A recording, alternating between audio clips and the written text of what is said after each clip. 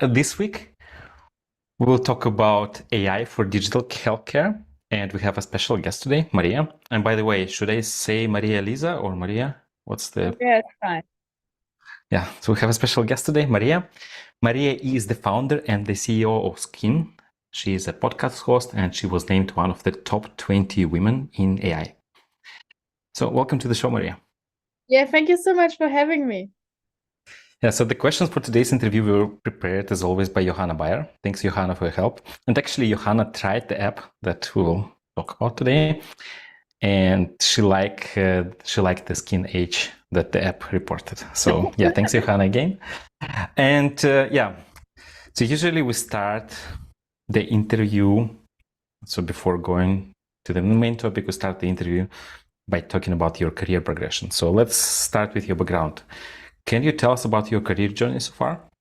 Yeah, sure. So I studied electrical engineering in China. So I was always very close to the technology side of things.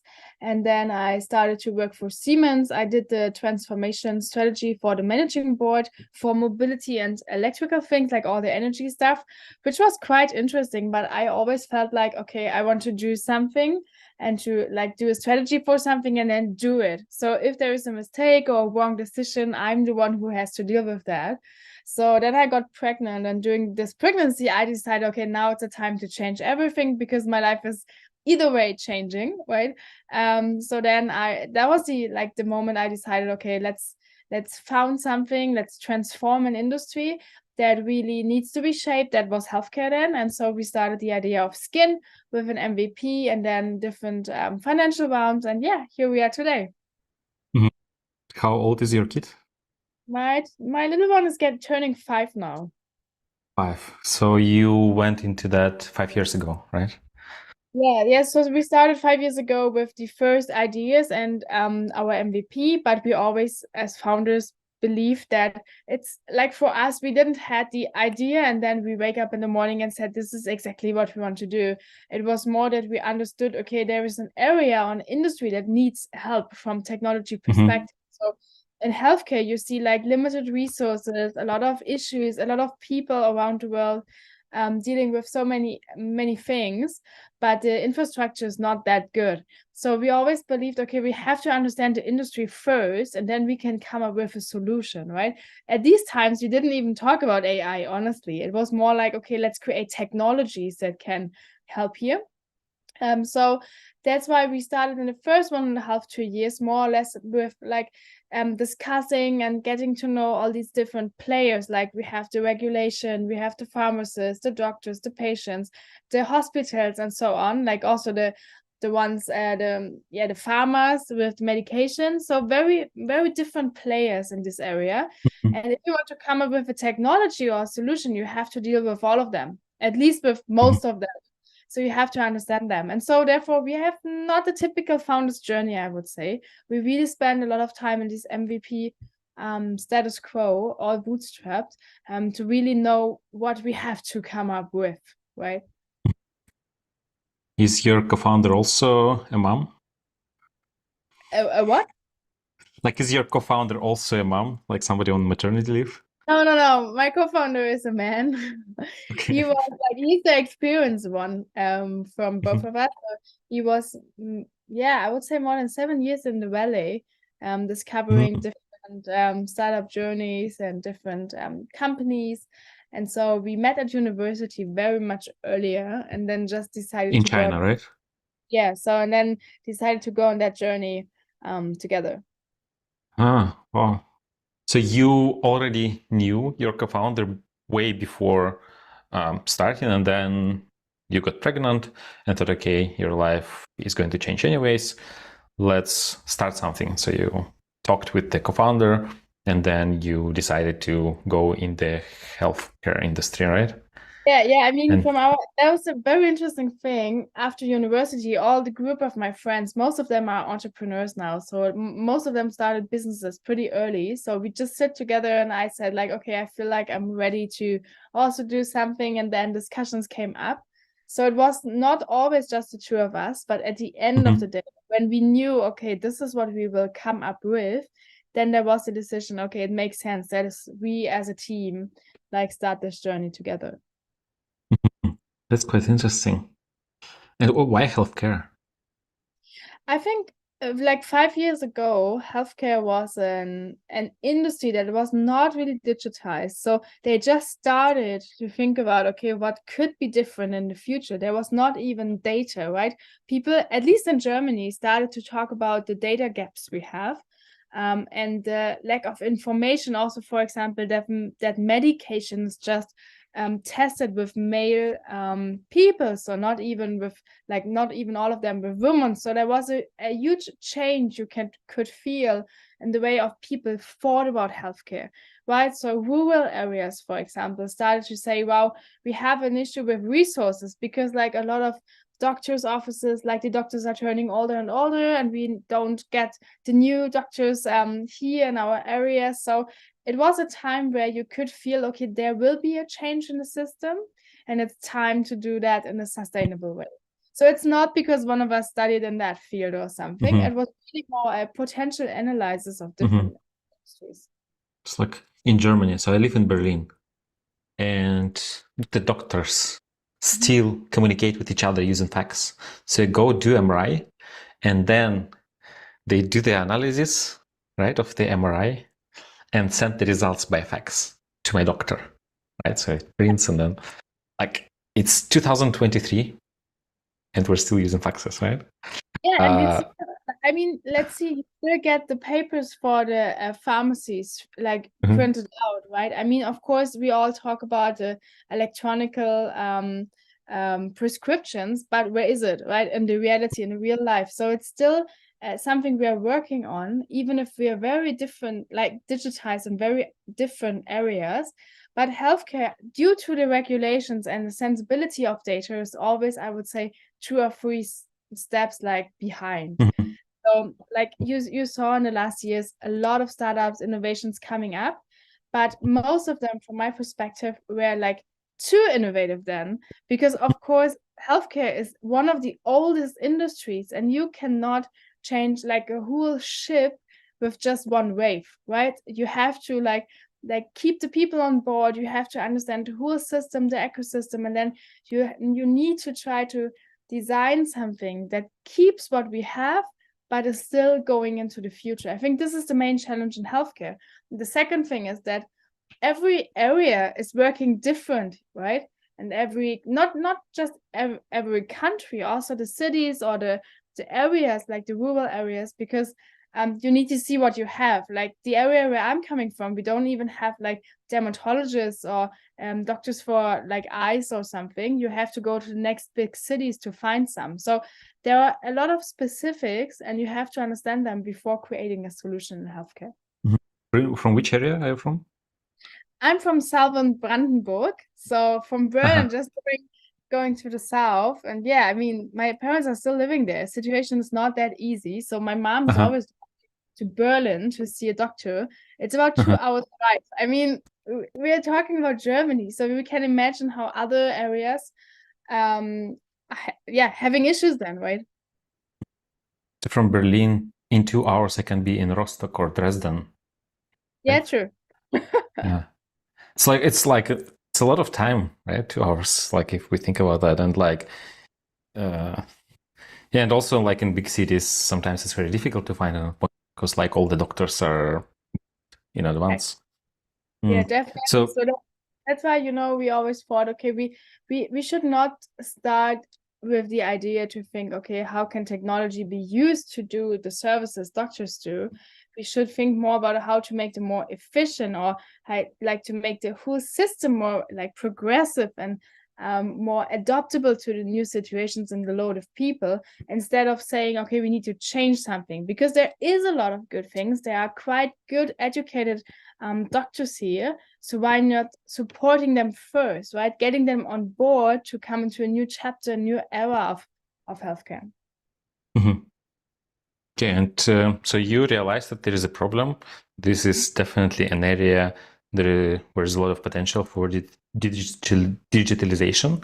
And then, because you are coming from the south of Brandenburg, your parents are still there, you see the state of healthcare there. And like we also talked about the state of healthcare in big cities like Berlin, it's also like not the best. Yeah, and And you as I thought, told okay, you, like like what is very important to understand is like I studied in China. I was also living for a while in Brazil, so I knew other healthcare systems as well. And honestly, I think they're working pretty much different and sometimes much more connected. And I will always remember I was invited to a conference in Stockholm.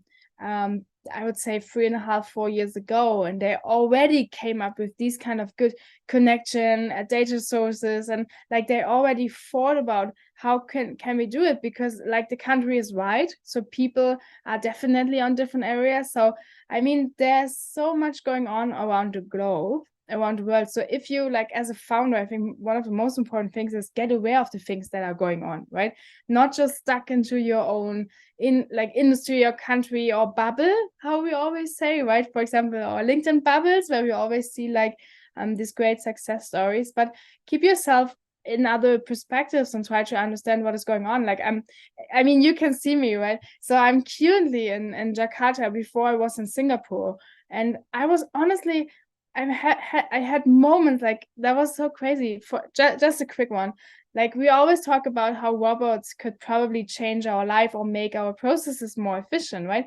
But I was in Starbucks getting coffee, and one of the robots just came to me and was asking me like, okay, do you have something I can put in the rubbish, right? So it's very much normal already there. So things we are afraid of or still talking or still concepting already there at other places of the world, right? So bring yourself there in the hotspots of your industries and try to understand like what could be the next level, what is the next step, or probably what you could learn out of that, right? I mean, yeah, my little one was with me, so for him it was quite normal to see these things, but back home, it's still a huge discussion. so what I got from this is while in Jakarta there are already robots helping people, Yeah, in the south of Brandenburg there are no doctors, right? kind of that. Yeah, this is how you could say it. Yes, Okay, at least from yeah. So 5 years ago, you realized that there is a gap, and you started with your co-founder, who you already met before. You started thinking, learning more about the industry, right? Because, like from my understanding, you didn't know much about this industry. You just saw that there is a problem, there is potential, but you still needed to get time to learn who are, what you said, like the key players, like all this. Pharmacies, hospitals, who are the patients, what are the regulations, right? So how did you approach that? What did you do in these 2.5 years?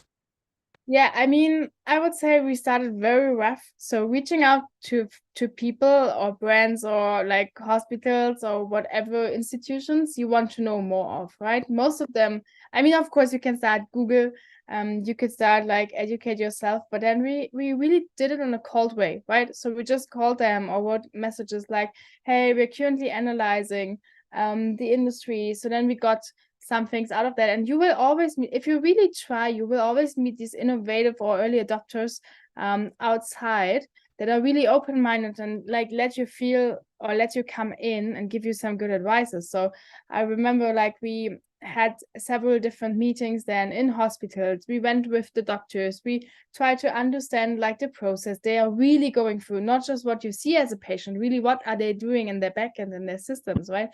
I mean, of course, our job in previous companies helped us. Like, so we were like business proven that we are not someone like we really want to do something.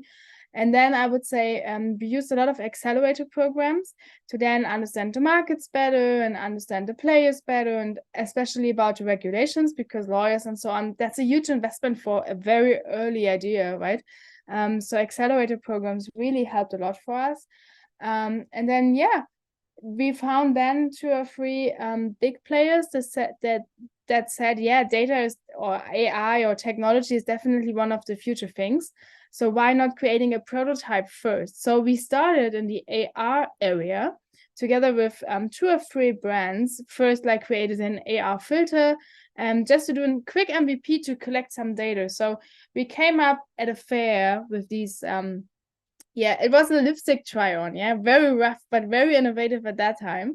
And we were so proud because that was one of the first like try-ons on Instagram that were ever published, right?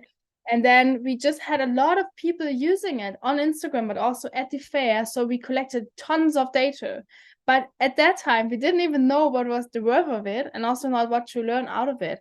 So then we took the second half of the time to make these things first like understandable, like, okay, which kind of data do we have now? What can we learn out of it? And then we discussed that back with the partners to see, okay, what does it say for possible solutions? So we stopped doing AR then for a reason, because this is what we learned out of it, but it was the perfect, very easy entry for us, a gamification entry to collect first data and first users at the beginning, right? Maybe it's a stupid question, like, but how is a try-on lipstick app is connected to healthcare? Yeah. So what you do when you try on a lipstick is you do a sequence, could be a picture or a video of your whole like face, right? So what we got out of that was not really about, okay, we of course saw how a lipstick fits you, right, from color, but we also saw the issues on the skin. So we recognized, for example, more than 80% of people didn't know their type of skin in these times. So that was a huge education lag. So we understood also, for example, the health issues people have on their skin, and then that we can recognize things or changing things very early already in this short sequence. So we saw, okay, it's nice to know which color of lipstick fits you, but honestly, what we see is much more about the status quo of your health from your skin, right? So that was a moment we realized, okay, there's much more we can do out of the data. Of course, we didn't have the algorithms then to do anything, but that was the, like, I would say the result out of it. Okay, there's so much more to explore. And this is definitely a more interesting market than focusing on lipstick or makeup, like just makeup. But it's a perfect entry to get to like connected to people and to your users, because I think you can have a very good technology, but if people don't have fun using it or don't see a benefit in using that, why should they do so, right? Like talking about, let's do a health check. For most people, it's like, oh, I don't like it. I don't even like to go to a doctor. I don't want to talk about that.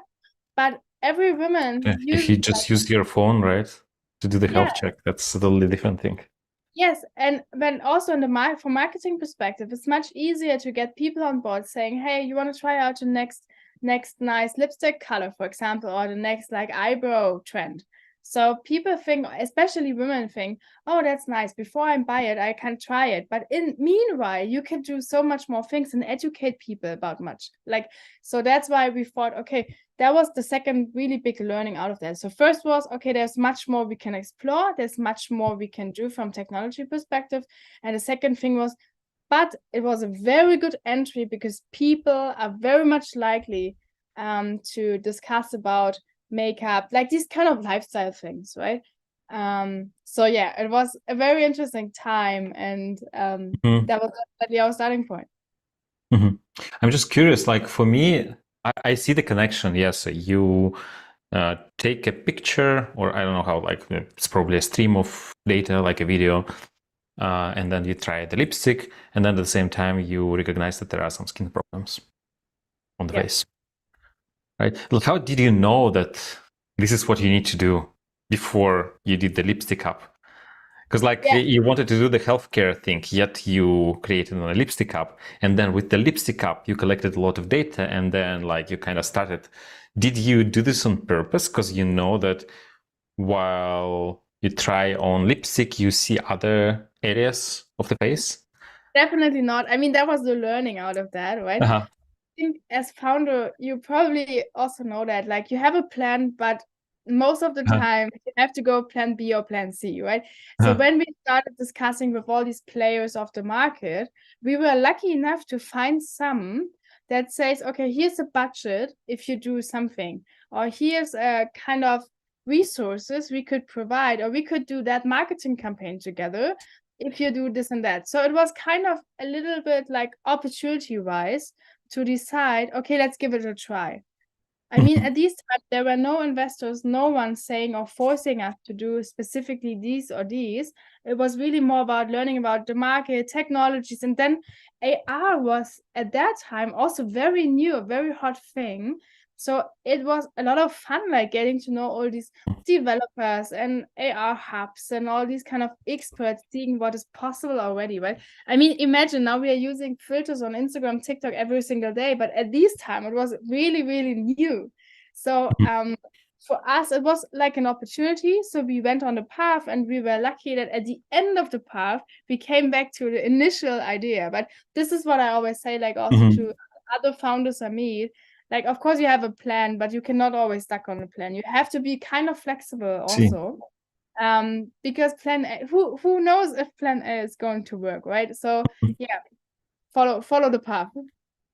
So for you, it was an opportunity to experiment with AI technologies, VR, or what's called virtual reality, augmented reality. I don't know, like with these sort of things, right? You could experiment, and you had some budget to do that, and you thought, okay, let's just do a lipstick up, right? And then with that, because like I immediately see how it can generate attention, because you like even these stupid apps. I remember like you take a picture of yourself, a selfie, and then it shows how you would look like 30 years after today, right? Or you take two pictures, a picture of two people, right? And then how your baby would look like, right? Like it's kind of stupid, right? Yeah, all these kind of things like coming up then over the last years, right? But as mentioned, we started with the lipstick thing. There was nothing was there. That was so crazy. Like when we published the thing and had it on a fair, I really remembered most people said like never done something like that before. So that was like also an amazing drive for us, like from mental perspective, right? People really gave us the feeling of that is new, that is hot, that makes fun. Let's continue the way, right? So it was more like we came from one to the other point. And yeah, I would say definitely a lot of things. And you could see it like most of these filters or apps, they not really came to a business case then, right? But from technology perspective, and it's the same you can see with AI now, right? I mean, there are so many different things going on. Everybody says, here's an algorithm. My algorithm is better. But it's not just about technology. You also need a use case or a business case at the end of the day that makes money and makes sense for the society or for the environment, right? So I would say with technology, you always go first. You can explore what is possible, but then you need to find the right case for the company. And this is exactly what we have done. So we tried different things with AR, VR, AI, whatever, all these kind of technologies. And then finally, we came up with a product or a technology that makes really much sense now. So very early in the process, after really founding the company, we were then profitable. What is kind of unusual for startups in that phase, but we took the time before to really explore and understand what we have to do. So the lipstick app was making money. No, but the lipstick app There was something else. Right. So what I said at the beginning was the lipstick was more like our MVP. And after that, we understood what to do. And then we established the company. And after establishing that with the new idea or like the renewed idea, then like pretty much after launching the technology, then we were able to make the whole thing profitable. Yeah. Maybe can you tell us more about like, okay, you did the app, you collected a lot of data, you realized that there's a lot of people have skin problems without even knowing about that. So you saw that there's an opportunity. And then like after you realized that, what happens after that? Like how did you like from that point to the point when it's profitable, like what actually happened? Yeah, so after that, we worked on two different areas. The first is, of course, the technology. So how to really prove that you see things that are different on your skin now, and that how to prove that this might be a disease and having like issues for your health, right? So that was the first area. So we sat together with a lot of doctors, telemedicine was just invented in these days, so it just started, right? So that was the first, like, okay, there are three parts. The first was really the AI itself, like how to see from a picture that there are diseases. The second one was then creating an application or a flow that makes sense, right? So user have a benefit out of the technology, because just knowing you have probably like acne doesn't give you anything, right? So you need a whole environment. And this is when we came up with our app SQIN, which is a digital clinic. So you can get everything from diagnosis to consultation to treatment. So we also have pharmacies there. So you get a prescription, everything is digital in one flow. And this is really where users benefit from, right? Not just give them information, also giving them a treatment and an ecosystem where they can grow themselves. So that was part 1 and 2. And one very important part for me specifically was the ethics and communication of our solution. Because if I tell you in second 1, hey, I think you have skin cancer, I mean, you would close the app and say, what is that? I don't want to hear that, right? So it's a very sensitive field. You have to, of course, not just keep in mind the regulations. I mean, and they're very strong also, but you also have to think about what you are talking about, right? It's a very like I feel a lot of responsibility dealing with this information. So we took a lot of effort and onboarded communication experts, like how to communicate that via application to people. Very short. I mean, you just have 3 or 4 seconds before people lose their interest of an information, but not dropping it too hard. So this is a balance you have to find, like how to make a good user communication. And then also, of course, the ethical part. Like if we're talking about healthcare, it's crystal clear. You have to create a solution that fits for everyone. Means no matter where you are, which time, which color of skin or ethical group or country of origin, like you want to name it. Also people probably not able to like see or to hear or to whatever, like there are, I mean, so many different kinds of people, right? And healthcare is there for everyone. So I think this is the main challenge, creating a solution that is inclusive and an AI that is capable to deal with all people around the world. So that was then also a very strong concepting part of our business, like how to do that, or at least if you know your like borders, like what you cannot do, how to create something that people can still benefit or people still get a response, right? So that was a huge concepting part for us. And, like when you start a company, you usually need to think about a niche, right? Yet with this ethical problem, you kind of want us to be inclusive and solve it for everyone. So how did you solve this dilemma? Yeah, it is a dilemma, definitely. And that was one of the toughest discussions with investors, of course. But we made it in the following way. So we focused on one market at first, like you could say one country of origin for the algorithms. Germany? Yeah, I would say European skin. I mean, it's a little bit broader. It's not just one market, but more like European. And then we decided to say or to integrate a kind of plan B. So if there is something else detected, the algorithm have to say, okay, here are my limitations, or I need further information. So you can do other things, other experiences, right? So we just thought about fallbacks. I think that's the most important thing. Not just say, okay, you are out, you cannot use the app, but you can find other ways, or you can recommend other things. So we made kind of how to say, of course we had the idea of be kind of like inclusive, but definitely with the core technology we had to focus on a specific market. I mean, you probably know it, like if you want to create a good AI, you need the data to train as well, right? So it was nearly impossible at that time to have all the data for all different ethical groups, for example. I mean, there was no money, no resources, nothing. So we had to focus, of course, but it doesn't mean you cannot find solutions for like all the other possibilities. And I'm wondering, like, was it even possible to reuse to get the data from the lipstick app? Because like people who tried the lipstick on themselves, probably didn't know you would be using this data for other reasons, right? Yeah. So I guess for your case, you needed to start collecting the data from scratch, right? For this project.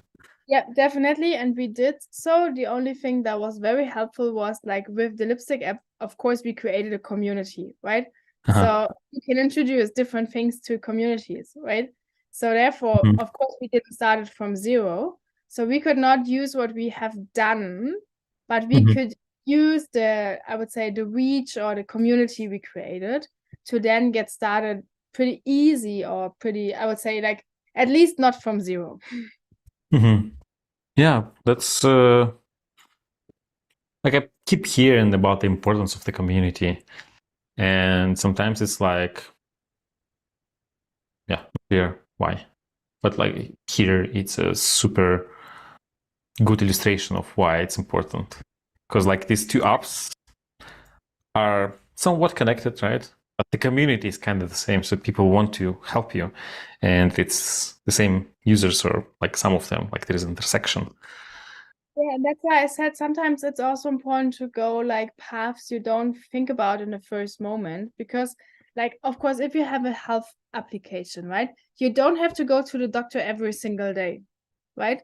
And your skin is not changing every single day, and your skin diseases are not there every single day, or not upcoming new ones every single day. But especially women, not just women, but especially women, dealing with makeup, skincare, hair care every single day.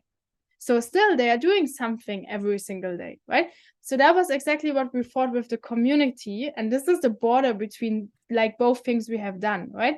I mean, your skin health is not just related to diseases, it's also about how you treat your skin. So why not combining a lifestyle issue people are really doing on a daily basis with a health checkup?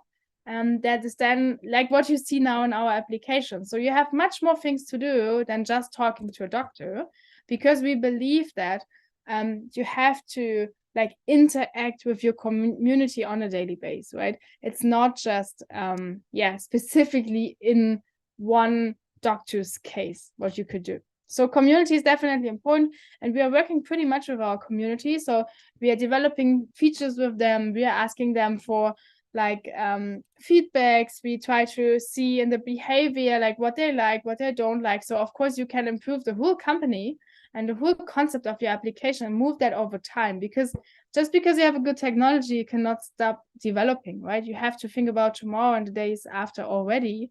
So it's very impressive what you can learn out of your users or like communities.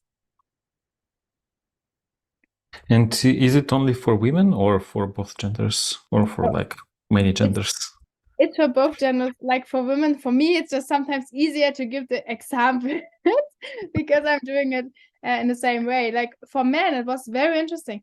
Very soon, we had more male users than female, because Mhm. I think what is the point is that they hate to go to doctors, like most of them, right? They don't want to know other people seeing them going there. They want to do it more private. So Mhm. applications like ours are very Oh, much suitable interesting. for them, right? And you would not imagine like men really care about their hair, their bird, and also like starting they would don't want to age, like all these kind of wrinkle things is very like very male dominated topic. So it's the same thing here. Like you can achieve both target groups, but you have to think about the content which is coming from the community again, right? So just try to understand what they are interested in. And one of the reasons I asked about that is I imagine that the lipstick app, the community you built around that was woman Yeah, dominant, yeah. because like men typically don't try lipstick on themselves, most of them. But yet like the new community, the new users are both genders, right? So Yes. you somehow needed to acquire more male users. Yeah, I mean, healthcare is, as said, like it's a topic for everyone, right? So Mhm. everyone is included here. And lipstick or all these kind of, let's say makeup in general, right, was more in a specific target group. So it helped to have the early adopters and the first users like going with us. But definitely very soon also this group understood, okay, now there's a benefit for my partner, my brother, my dad as well. So Mhm. it was more like a rolling effect here, like a snowball. So one came to the other, and soon, like I said, like we had more male than female when we launched the healthcare part then. And also, like, to your point of men not liking going to doctors, like, I myself sometimes go to a dermatologist, and in Berlin, it's not really possible to find a dermatologist that is covered by public insurance. So you have to pay. Yeah. And not only you have to pay, but you also have to wait for the appointment, like for 3 months or 4. So, like, it's not just, it's difficult to go there. And then you wait for 4 months. Okay, in 4 months, like, your skin probably changes. Like, for example, like I wanted to go to the dermatologist in May. I book an appointment for the end of August, right? And then, like, there's sun, like all this stuff, and like the problem I had before, like, it didn't exist. And then I go there and like, okay, you have spots on your face. Okay, thanks. Like, I waited for that for 4 months. Thanks for telling. And like, okay, give me 100 euros now. So, like, with the app, I imagine that you can just, not wait for 4 months. That's already an advantage. You don't need to go anywhere. You don't need to pay 100, hopefully 100 euros. So, like, I can only see benefits, right? Yeah, I mean, definitely what you mentioned is the core benefit already, but it's a little bit more than that as well, right? So as mentioned, you can get the prescription directly. You have the online pharmacy. So also if you need medication, it's directly coming to your home if you like to. Of course, you don't have to, but if you like to. And the second thing is very often doctors say, okay, here is a medication. Would be very nice if you come back in 2 months so we see if it's working or not. In the application, you have the chance, like doctor and patient have the chance to see the developments like of the skin already, right? So you don't have to go there. You don't have to wait to your next appointment. If there is a huge thing going on, you can directly ping the doctor again. So the whole process is improved. It's not just a, like I would say, point of like a moment, like we can cover the whole story. And also if there is something heavy going on, even if the algorithm or the doctor sees that, of course, we will say, let's go to the doctor. Yeah, let's see him in person. Sometimes it's necessary and that's fine. But if a doctor is able to put some of his patients into an online solution, he has more space in the office to see like the people that really needs him, right?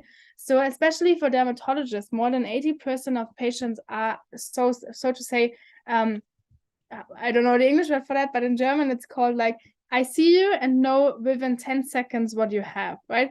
But they have to spend some time with the people, of course, what is a good thing on the one hand side from social perspective, but from efficiency perspective, they could have been much faster. And in digital solutions, not just in our app, and most of the telemedicine things, that's a huge thing that you save time so the doctor can treat more people, and therefore we can really change the way of how long you have to wait and how the whole process is done then. Yeah, if it's less than 4 months, it's already like a win. It's more like 24 hours. Yeah. And there is a comment from Grégoire. And the comment is like, I tried the app yesterday and it didn't work for me. I find the idea cool. I guess what I'm wondering, if there is any way to get in touch with you and give this feedback directly, because like from the chat, it's probably not easy to describe what exactly did not work and what worked. Is it okay to contact you on LinkedIn? Yeah, of course. I mean, on LinkedIn, that's always fine. You can also use, like on our website, we have the support. Also, That's even better, right? Yeah, you can also write them so they getting the feedback and take it serious and try to, of course, make it better. I mean, I always say it's technology. There can always be things, can always be bugs, something can happen. But in general, from what I know, everything should work. So I'm very happy to get information or feedback when things are going wrong. So we can improve and get better then. Mm-hmm. Yeah. And going back to communication, so you mentioned that you needed to find people who can communicate, experts on communication. Because like if I open an app, take a selfie of myself and it says, you have acne. Okay, like I knew it already. Right? So like, how do you do this? So first of all, we analyzed like it's so-called archetype principle, means that different groups of people communicate different. So you also have to give me the information different than I have to give the information to you to make you feel like call to action, like I have to do something. So that was the first thing. How can you measure without knowing a person? Very easy. How can you communicate with them? So that was the first part. And the second one is then, of course, giving you a benefit, right? But it cannot be more than 1 or 2 sentences. So I have to not probably say you, this is acne. I have to tell you, oh, here's a cream that perfectly helps you with dealing with your acne, right? So it's the same information. With my specific type of skin, right? Because like for different types of skin, you need different treatment. Yes, definitely. And not just type of skin, there are also other parameters like hydration, for example, wrinkles, pores, all these kind of things. So we started always to do kind of gamification to give you like kind of the information, then some education to make you understand the information. Because honestly, I have dry skin, you have oily skin, for example. What does it mean? Doesn't change my life, right? If I don't know what it says to me, I will not change anything. So I need to tell you, okay, so you have dry skin. So for you, it's very important to act like this, or do this, and that, right? So that was the first part. So gamification, education, and at the end, benefits. It's all about benefits. People do actions because they want to benefit from it, right? So you have to be crystal clear on what you are offering and how they will come to the benefit from the first moment. I mean, for sure, right? You spend time, you give data, you sometimes pay money. Of course, you want to know why. Yeah, exactly. How large is your company now? How what? How large is your company? How many people do you do work Around there? 20 people now. 20 people. Yeah. And how did you? Because I imagine 2.5 years ago, it was just you and your co-founder, right?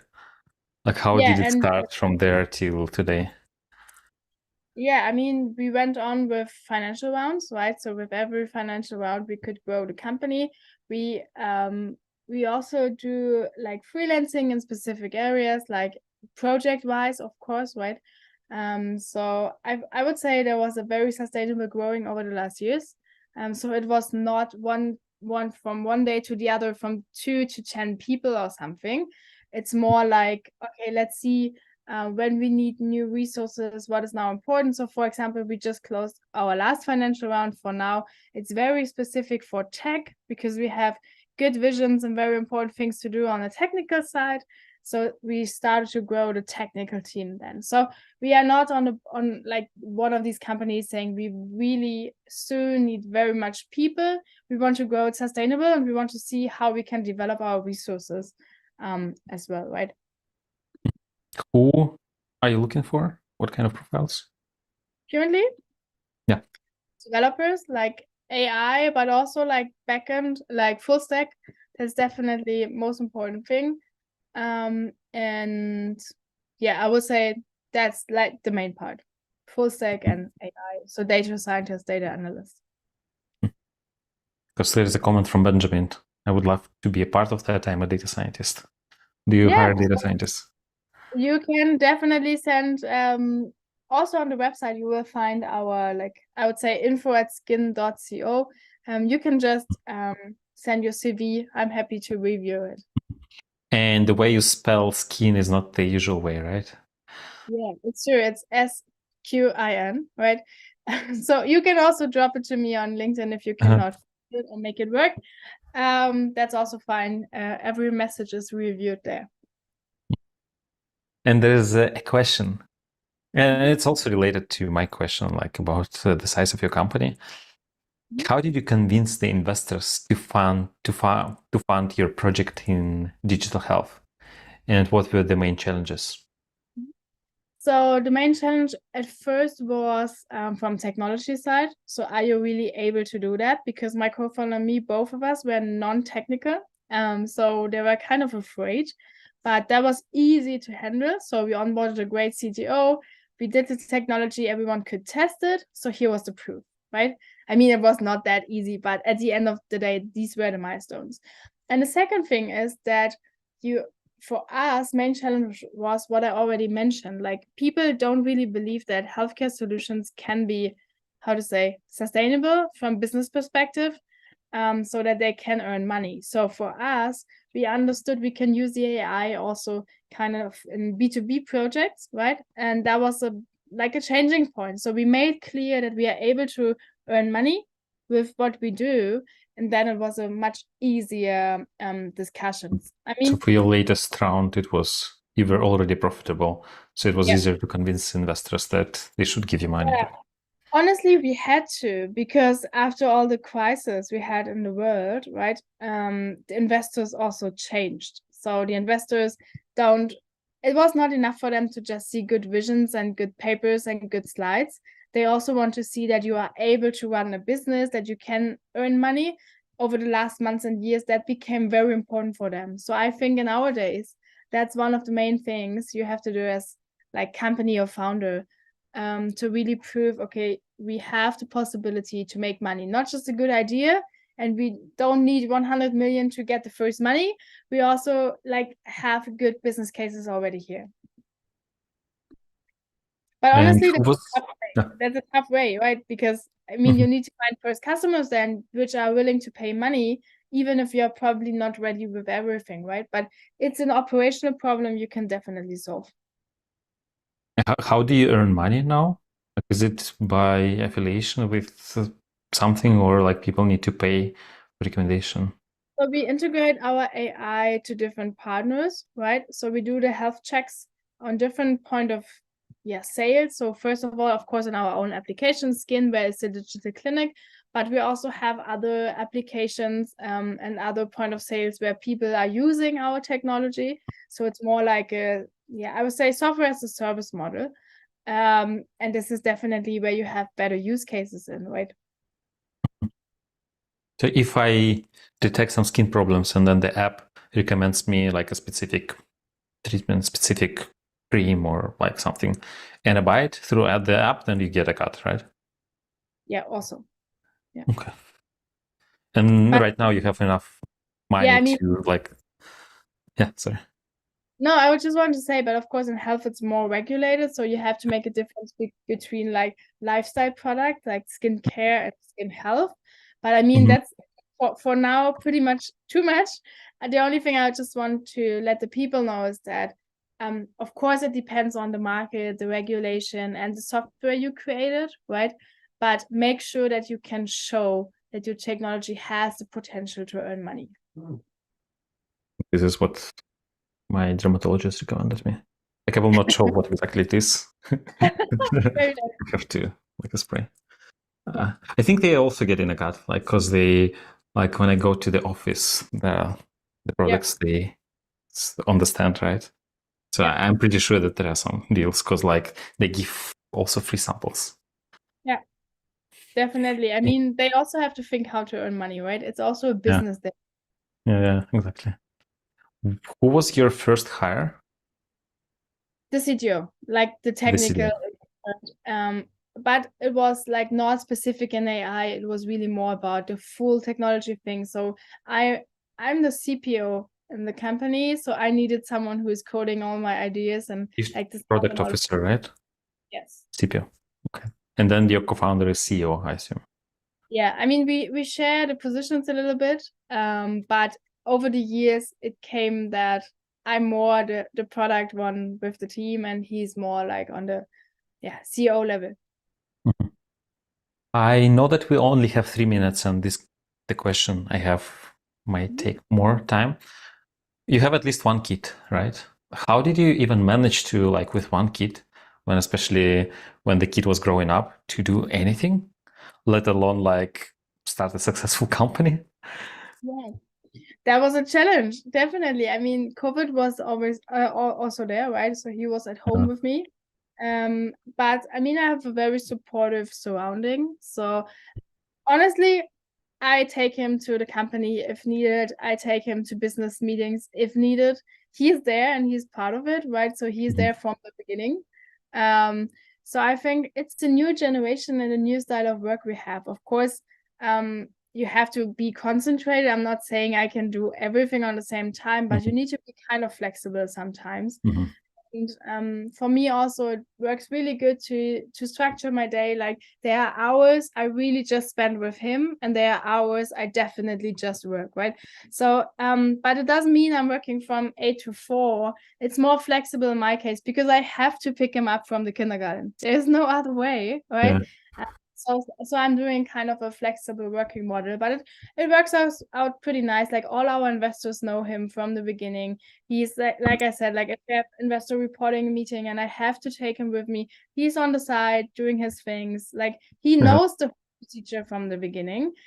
So he's always telling me, "Mommy, it's our company, right?" So he feels like part of it. So I think if you are relaxed, he or she is relaxed. So you can handle it, but it's definitely a balance you have to find, and you need people around you to like take care sometimes. And I think the hardest part is to not be upset always, like not feeling that you cannot reach all for the company, you cannot reach all for him. I think if you integrate the things for you, both is part of me. That's the most important lesson I took then. And so I have a son, he's 7 years old. And now I can kind of negotiate with him. Okay, now like go draw, paint something. I'll have like 1 hour podcast interview and then we will play, right? But when he was like 4 years old or 3, like I couldn't really do this because like he demanded attention now, not later. Yeah. So I guess with age it becomes easier. Yeah, definitely. As mentioned, there's no right or wrong, right? It's more like a integrative journey you spend together. And I mean, being a founder is a decision. Running your own business is a decision for life. It's not just a job. So definitely everyone is affected. And I mean, that can be tough sometimes, but it also has good sides, very good sides. So for example, like I remember last time we talked about kindergarten having issues with like new play stuff and so on. And my little one just said, "Oh, mommy, we can open a business and sell and buy like products for them so they can earn more money to renew the classrooms," right? So what you get out of it is that just he got the entrepreneurial spirit from the beginning. I mean, it's not a good thing awesome. for every child. I know that, right? But especially like what you teach them and show them is what their mindset is getting through, right? And so sometimes just don't be afraid to like protect them too much. They can handle a lot of things and they're very interested. So keep them on the journey. That worked pretty well for me, at least. So now he'll go to school soon and start selling wooden stick or something. Yeah. I hope so. Okay. Yeah, now you need to go, right? So thanks a lot for joining us, for sharing the story. I am not keeping you any longer. So enjoy the weekend and bye, everyone. Yeah, see you next time.